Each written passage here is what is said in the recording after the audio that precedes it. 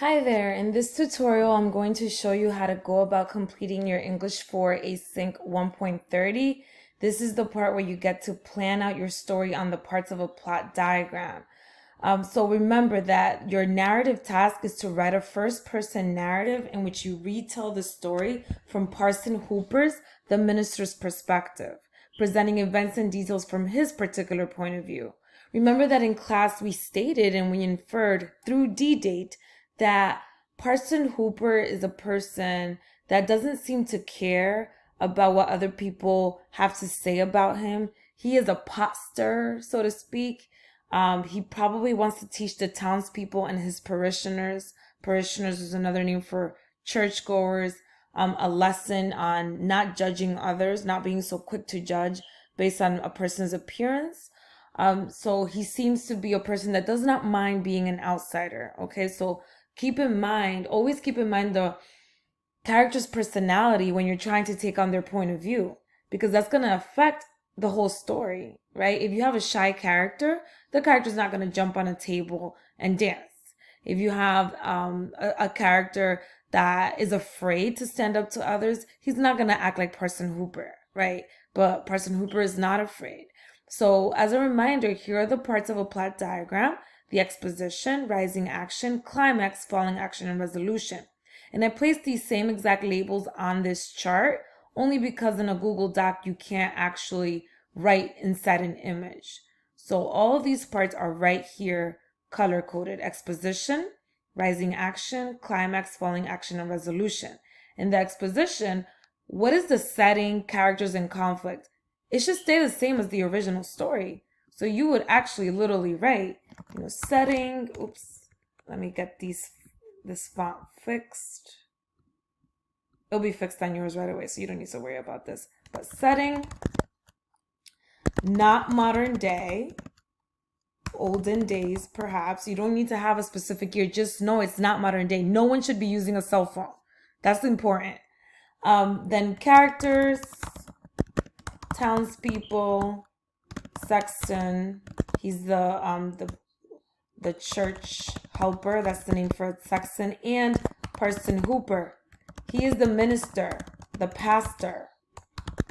Okay? And then the conflict, the townspeople are shocked that Parson Hooper is walking around with a black veil. Okay?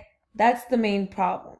Now, after I plan my exposition, I don't like to go in linear order, actually. I like to plan the corners. I like to plan the exposition, the climax, and then the resolution, because then that's going to tell me what's going to happen. I can plan out what's happening in between. If you try to go in a linear fashion, it's going to be much more challenging to complete this plot diagram.